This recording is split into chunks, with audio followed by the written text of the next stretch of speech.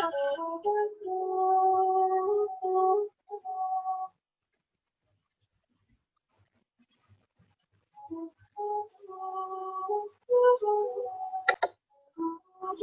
everyone. Today we'll be doing session 2 of unit 1, which deals with organized and unorganized retailing. तो organised and unorganised retailing क्या होता है, आज हम जानेंगे सेशन 2 में। पिछले सेशन में हमने बात करी थी कि रिटेल होता क्या है और रिटेलर का काम क्या क्या रहता है।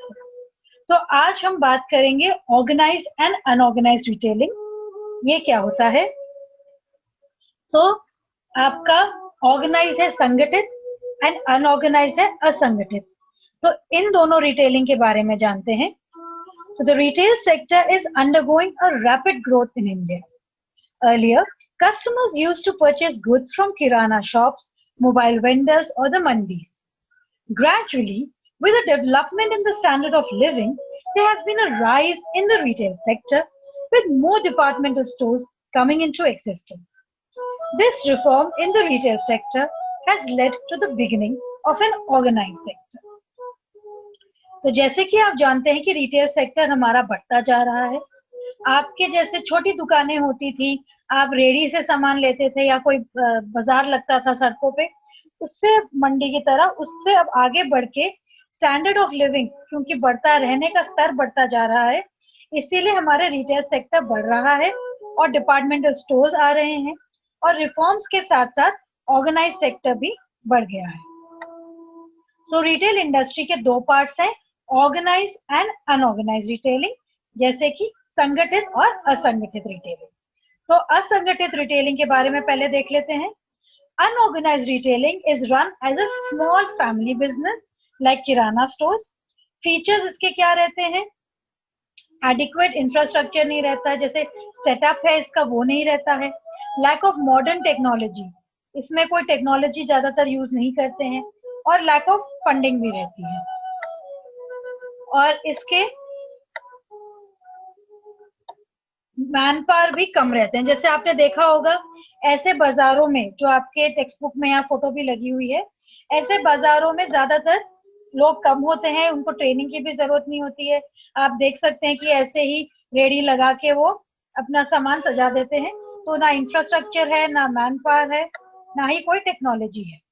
तो अनऑर्गेनाइज्ड रिटेलिंग है, इधर रिटेल यूनिट्स वो होते हैं जो रजिस्टर्ड नहीं होते कहीं भी लीगल या स्टैट्यूट बॉडी में, और कोई भी अकाउंट्स नहीं मेंटेन करते रेगुलर बेसिस पे। तो यहाँ पे आपका you don't have any registration, like companies are registered and you do not maintain accounts on a regular basis. Unorganised sector जो है वो स्मॉल इन साइज रहता है, छोटा रहता है और ज्यादातर बिखरा रहता है, स्कैटर्ड रहता है। इसकी कोई फिक्स जगह नहीं रहती फॉर ऑपरेशन। तो आप देख सकते हैं जो ट्रेडिशनल यूनिट्स होते हैं, जैसे हमारे हाट हो गए, मंडीज हो गए, मेलाज हो गए, किराना स्टोर हो गए, पान वाला, फ्रूट सेलर्स, वेजिटेबल सेलर्स, मोची, कॉबलर, ये सब कहीं भी बैठ जाते हैं और कहीं भी इनका कोई सेटअप ऐसा नहीं होता है कि ये यहीं पे होंगे, जरूरी नहीं है, ये हिलते रहते हैं। तो ये आपका कोई फिक्स जगह नहीं रहता है और ये आपके छोटे भी रहते हैं। आइए अब देखते हैं ऑर्गेनाइज्ड रिटेल।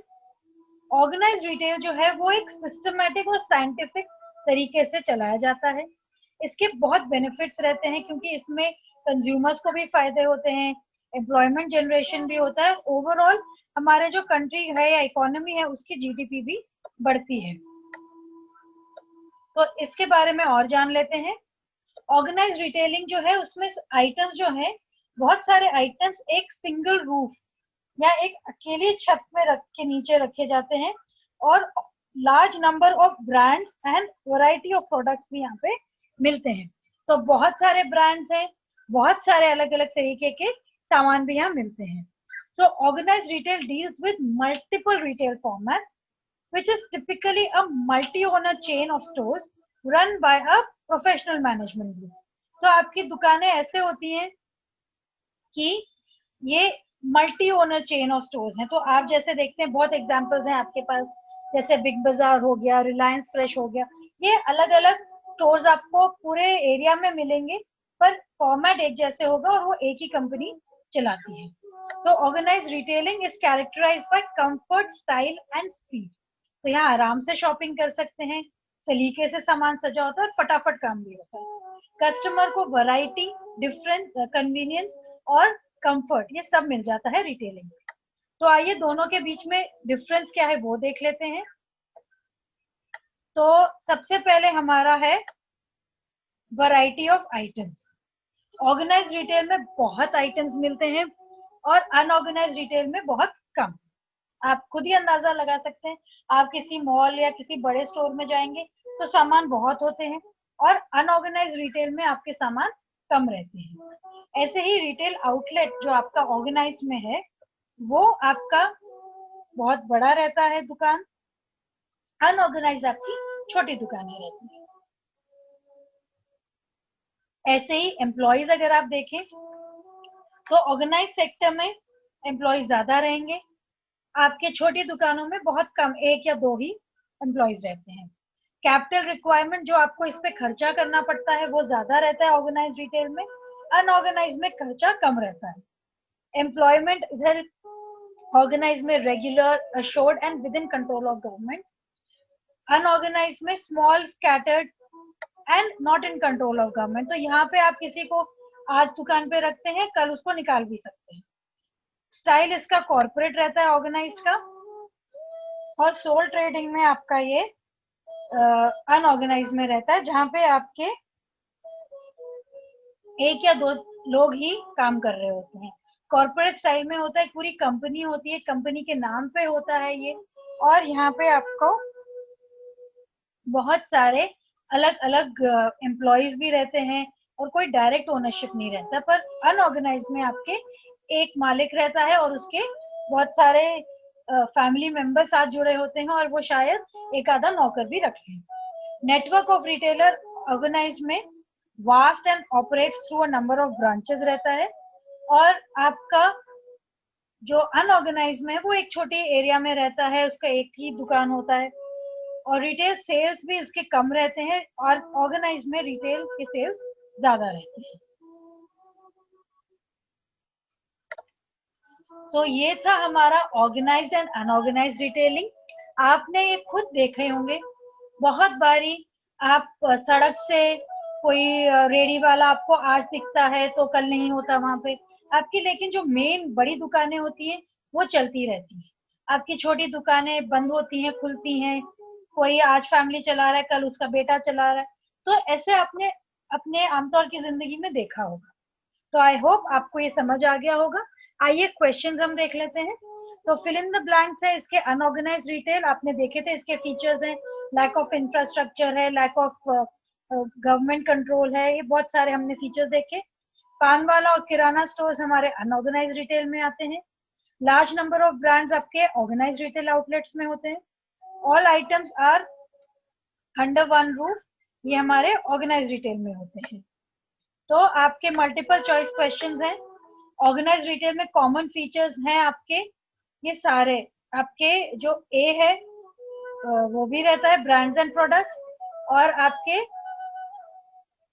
जो परचेजेस हैं वो क्रेडिट बेसिस पे भी हो सकते हैं। अनऑर्गेनाइज रिटेल जो है आपका मोस्टली कन्फाइंड रहता है एक पर्टिकुलर लोकेलिटी में। आपका जो कैपिटल रिक्वायरमेंट है ऑर्गेनाइज रिटेल में ज्यादा रहता है। आपके आगे के क्वेश्चन देख लेते हैं। अनऑर्गेनाइज रिटेल यूनिट्स जो है वो ऑपरेट करते हैं on the basis of sole tradership, कई बार पार्टनरशिप भी हो सकते हैं, पर चेन स्टोर नहीं होते। आपके शॉर्ट आंसर्स में है what type of retail deals with multiple retail formats, ये है ऑर्गेनाइज रिटेल। और कंफर्ट, स्टाइल एंड स्पीड ये कैसे बदल गए हैं बिजनेस में, इससे और ऑर्गेनाइज आपका रिटेल हो गया है, रिटेल स्टोर ज्यादा खुल गए हैं। और रिफॉर्म जो है रिटेल सेक्टर में, उसके बिगिनिंग ऑफ ऑर्गेनाइज सेक्टर कैसे आया, आपके स्टैंडर्ड ऑफ लिविंग बढ़े, आपके गवर्नमेंट कंट्रोल्स आए, उसके रजिस्ट्रेशन हुए, ये सारे आपके जो रिफॉर्म्स हुए हैं रिटेल सेक्टर में उससे आपके ऑर्गेनाइज सेक्टर बढ़े हैं। तो आपके नेक्स्ट सेशन 3 को हम नेक्स्ट वीडियो में सीखेंगे। आज के लिए इतना ही।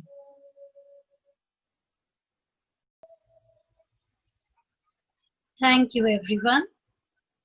Have a wonderful day.